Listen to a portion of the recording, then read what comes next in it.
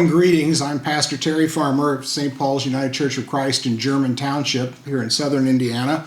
And this is the first of a four-part series of Advent studies that we are offering to enhance your understanding of the Christmas story as we move through the season of Advent into the season of Christmas. There will be four parts of this. Today we're going to talk about the role of prophecy. The next session is the angelic appearances in the Bible and what they mean to the Christmas story. The third one is about the political situation in Judea, which helps us understand better the story and the way it is told in the gospel messages. And then finally, our last study will be on the messianic expectations of the Jewish people during the time that Jesus was born. If you are looking at this study through a link in an email that you received as part of our worship link that goes out each week, know that all four of the studies are currently available on the St. Paul's YouTube channel or also on our website. So if you don't want to use one each week, you can certainly go there and watch all of them at once or take them in whatever order you want during the Advent season. But if you do choose not to do that, then a new link will be included in our worship link each week as we move forward through this season. So let's talk about prophets and how they appear in the Bible, both in the Old Testament and then how they're viewed in the New Testament. So who are they? Well, the prophets in the Old Testament were people who had some experience of God that led them to be spokespersons. All the ones that we have recorded are men. It's quite possible this was also available to women. They just didn't make it into the Bible. But to bring words of warning, comfort, and other messages that God wanted the people to be able to hear. And these individuals who were identified as prophets, some are embedded in some of our books, like the Book of Kings, where they don't get their own book, or they may be one of the major or minor prophets, Isaiah, Jeremiah, Ezekiel, or one of the 12 minor prophets in the Bible, and their teachings or their messages are usually done in a poetic form. They are very prone to using word pictures to get their point across. As good communicators, they knew that simply delivering a bald message without some imagery that would go along with it would not be as persuasive.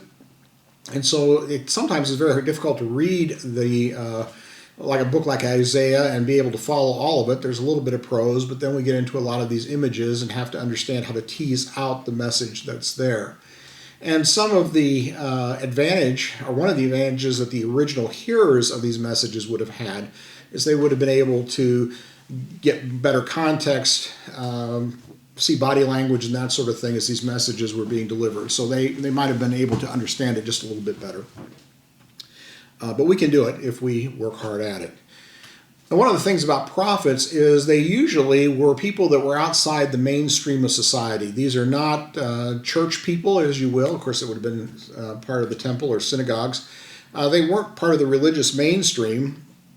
We know a lot of them were called out of their everyday lives doing everything from being a shepherd and a dresser of sycamore trees to other avenues of employment. But they were called out at various times in history to deliver these messages.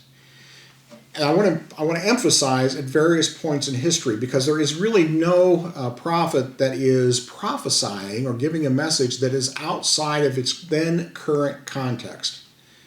The prophets in the Old Testament were speaking to the conditions that existed at that particular point in history, not necessarily some point in the future. And it's only later, and we'll get to that in a moment, where the Christian church has taken some of those prophecies and read into them some foreshadowing of some of the Christ events that will unfold during Jesus' ministry on earth. So they're imaginative. They're prone to use poetry as a means of communicating. They did not necessarily come out of a religious background, and they are outside the mainstream. Occasionally, the king would seek them out and want their wisdom, but more often than not, they were condemning the actions of the government in their day as well as the religious officials. So these are outsiders. They're sometimes irascible. They are prone to be recipients of divine communication, which probably made them seem a bit oddball to their people. So what did they do? Well, we've touched on that just a little bit. They would bring messages from God, and generally those messages fall into three categories. One category is the one that we tend to think about too much when we talk about prophets, and that is there is an aspect of what some of the prophets did that were foretelling the future. But usually it was in terms of, here is what's going to happen in the future if you don't change your ways, if it was tied in to a condemnation of what was going on. But in addition, they were condemning what was going on, asking either an individual or more likely the entire nation to change its ways. Sometimes it's the southern kingdom talking to the northern kingdom and vice versa after the monarchy divided, after King Solomon's rule. But they are calling out what the people are failing to do or are doing that is not pleasing to God, and they are foreseeing consequences from that. But also when the consequences fall, or to soften what is going to be experienced when the consequences do fall, they will also look to the future to talk about how God will reunite his people and eventually, because they're carried off into captivity again, bring them back into the promised land and reestablish worship of God and the temple in Jerusalem. And so these images of future deliverance are part of what they do. But it is very rare that the prophet would give a very specific prediction of the future that would, in very literal terms, match up with what the prophecy was and come true in that fashion. So when we talk about prophecies, we're not just focused on predicting the future. Our focus really ought to be on listening to people who God has sent to give us correctives and important messages that we are not hearing otherwise. So what does all this have to do with Christmas? Well, in the book of Matthew, we have numerous attributions of the events of the Christmas story to what Matthew sees as prophets' predictions of what will come. In fact, Matthew does so many of these, he actually attributes one of them to a prediction of a prophet that we don't find in the Bible at all. We don't know whether that was a prophet whose prophecies have been lost to the Bible, whether he was just mistaken, but he is so focused on taking each part of the Christmas story in Matthew and tying it back into a prior prophecy that we get a lot of it there. And so when we celebrate Advent, we usually do start on the first Sunday of Advent with a scripture from a prophet. And then quite frequently it is either Isaiah 9 or Isaiah 11. You've heard these before. I encourage you to look them up in your Bible and read them again. And you will find them to be familiar passages that you would associate with this season of the year. Matthew is so tied up in knots about, in my opinion, in making sure that all of these bits and pieces of the Christmas story that Matthew tells, and remember, Matthew is the story of the star and the wise men, the shepherd story is part of Luke's gospel.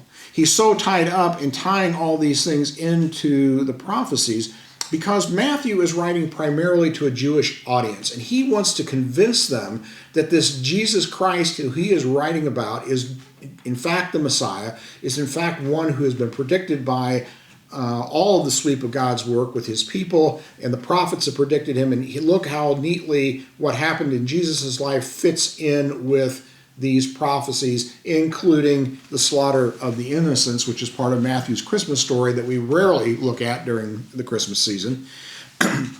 And he is wanting to tie this all back because he thinks the best way to communicate the truth of what he's trying to get across in his telling of the gospel is to make sure that the Jewish audience that he is aiming all this at, directing all these comments to, hear it in terms that they can understand. So we have a lot of these in the book of Matthew, and you can find them there in the first two chapters. It's chock full of them. In fact, let me look up in my Bible I keep on my phone, and I'll tell you exactly. Yeah, in Matthew, hold on, bear with me. I had it up here, but I changed it for something else.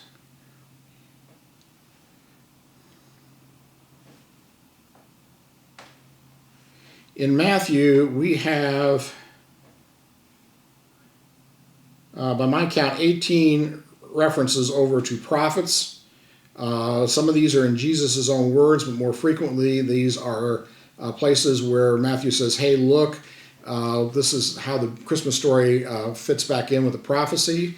The fact that Jesus comes from Nazareth is to fulfill a prophecy that we're really not sure where that comes from, and many, many others. So when we look at Matthew, we get the prophets. There's a little bit of a reference to, well, there is a reference to Isaiah relative to John the Baptist in Luke, but primarily this focus on prophecy comes from the book of Matthew. So as you read Matthew, it's Christmas story this year, and as you hear in various contexts the use of prophets pointing toward the way of Jesus, I think the best way to think of that is, first of all, understand why there's so much emphasis on it, is to convince a Jewish audience of the authenticity of Christ and who Christ is.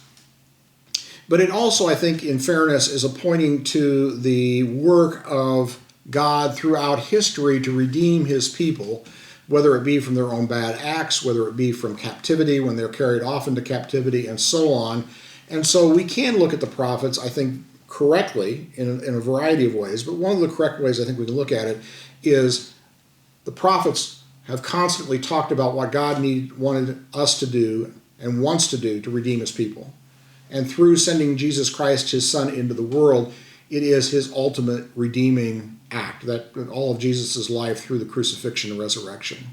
And so Matthew might be a little overheated in the way he tries to put all these pieces together, but I think Matthew is exactly right that this is one more step in carrying out God's plan as spoken to us through the prophets. So I hope that quick discourse has helped you understand prophets just a little bit better and help you understand Matthew's heavy emphasis on their use as he tells, again, the story of the birth of Jesus. Thank you.